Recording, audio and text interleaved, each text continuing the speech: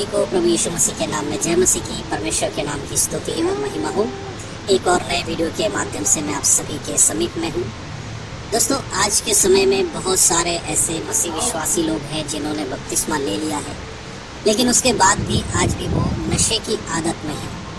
अगर आप भी एक विश्वासी हैं और आप नशा करते हैं, गलत चीज़ों में रहते हैं, शराब पी रहे हैं, बीड़ी सिगरेट पी रहे हैं, गुटखा खा रहे हैं, तंबाकू खा रहे हैं, तो आज का ये वीडियो आपके लिए बहुत ही खास है, क्योंकि आज के इस वीडियो के माध्यम से बाइबल के वचनों के द्वारा मैं आपको बताने वाला हूँ कि एक मसीह को इन सब चीज़ों को करने के बाद उसको क्या उसके साथ होने वाला है और इन सब से बाहर आने का, इनको छोड़ने का क्या तरीका है। ये सारी बातें मैं आज इस वीडियो के माध्यम से आपको बताने वाला हूँ। तो बड़े ध्यान से आज के इस वीडियो को देखिएगा, सुनिएगा, क्योंकि कई बार ऐसे बहुत सारे मसीह विश्वासी होते हैं जो हमें कमेंट करते हैं और हमसे पूछते हैं, ब्रदर हम नशा छोड़ना चाहते हैं लेकिन चाह कर भी हम नशा नहीं छोड़ पा रहे हैं, हम क्या करें? और नशा करने से क्या एक मसीह व्यक्ति के जीवन में कोई फ़र्क पड़ेगा?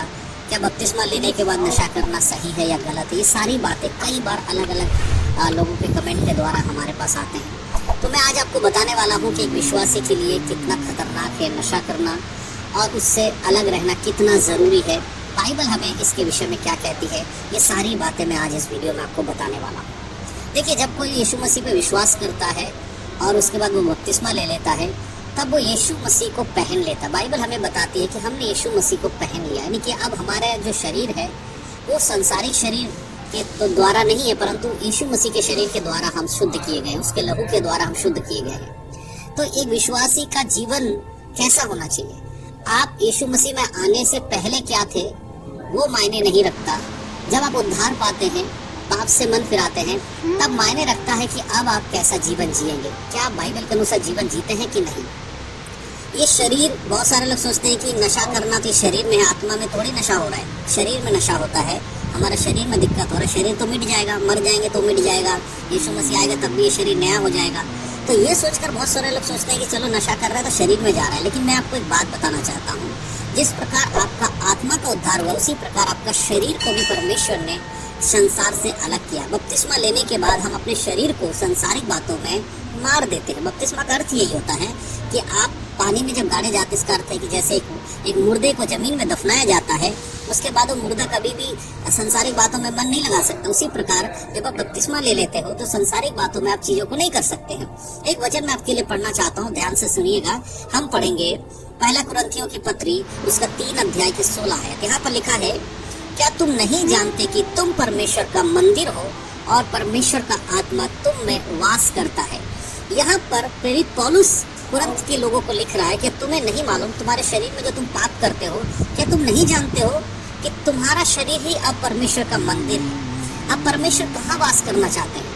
हर एक विश्वासी के शरीर के अंदर, हृदय के अंदर। वचन कहाँ रहेगा? आपके शरीर में, हृदय में वचन रहेगा, आपकी बुद्धि में वचन रहेगा।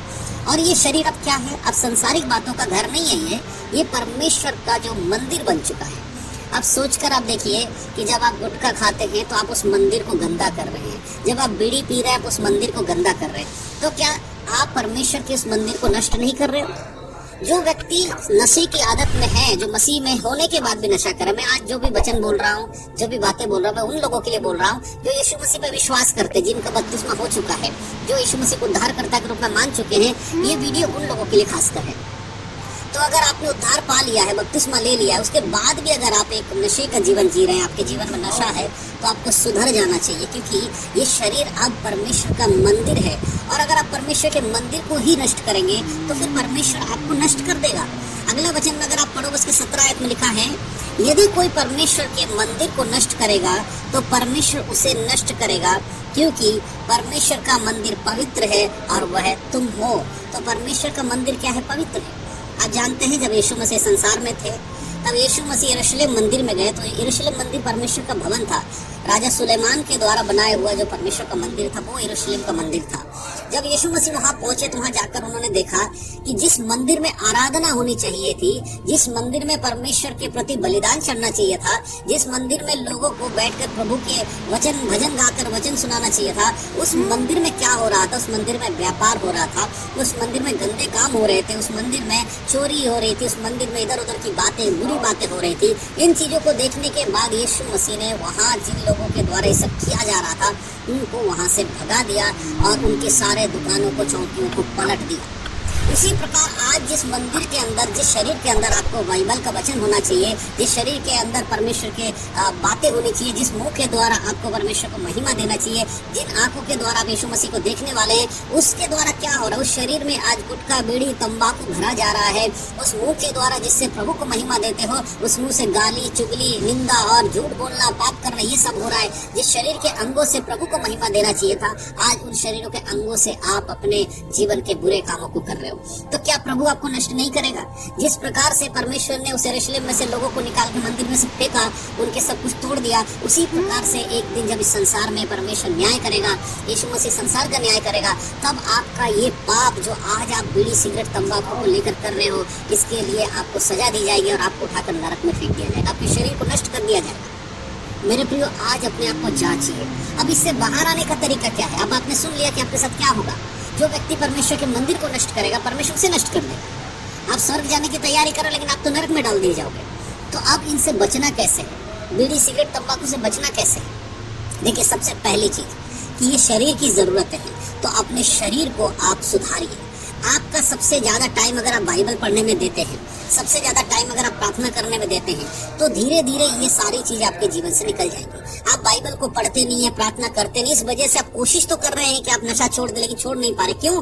क्योंकि जो सामर्थ आपको मिलना चाहिए नशा छोड़ने के लिए, जो परमेश्वर के आत्मा का सामर्थ आपको चाहिए, वो बाइबल पढ़ने से, प्रार्थना करने से ही आपके पास आएगा। और ये दो काम आप करते नहीं हो, इसलिए आपको सामर्थ मिलता नहीं है। कोशिश तो आप करते हो इन चीजों से बाहर आ जाओ, लेकिन आप आ नहीं पाते। तो इसीलिए आज से आपको सबसे ज्यादा क्या करना है? बाइबल पढ़ना। सबसे ज्यादा क्या करना है? प्रार्थना करना है। और किस विषय के लिए प्रार्थना करना? बाइबल को आप कंटिन्यू पढ़िए, उत्पत्ति से लेकर प्रकाशित वाक्य तक, लेकिन प्रार्थना करते समय आप परमेश्वर से, पवित्र आत्मा से विनती कीजिए कि पवित्र आत्मा, मैं नशा छोड़ना चाहता हूँ लेकिन मैं छोड़ नहीं पा रहा, प्रभु आप मेरी मदद कीजिए ताकि मैं इससे दूर हो सकूँ। आप उन विषयों को लेकर बोल बोल कर प्रार्थना कीजिए। किसी दूसरे पास्टर को देखकर प्रार्थना मत करवाइए। मैं आपको क्लियर बताता हूँ, बहुत बार लोग कहते हैं पास्टर जी हमारे लिए प्रार्थना करो ताकि हम नशा छोड़ दे। आप ये करना बंद कीजिए कुछ दिनों के लिए। मैं ये नहीं कह रहा हूँ कि आप पास्टर को प्रार्थना मत दीजिए, किसी को मत दीजिए, लेकिन अगर आप सच में उस बुराई से निकलना चाहते हैं तो प्रार्थना देना बंद करिए। पहले खुद बैठकर प्रार्थना करना शुरू कीजिए उन विषयों को लेकर।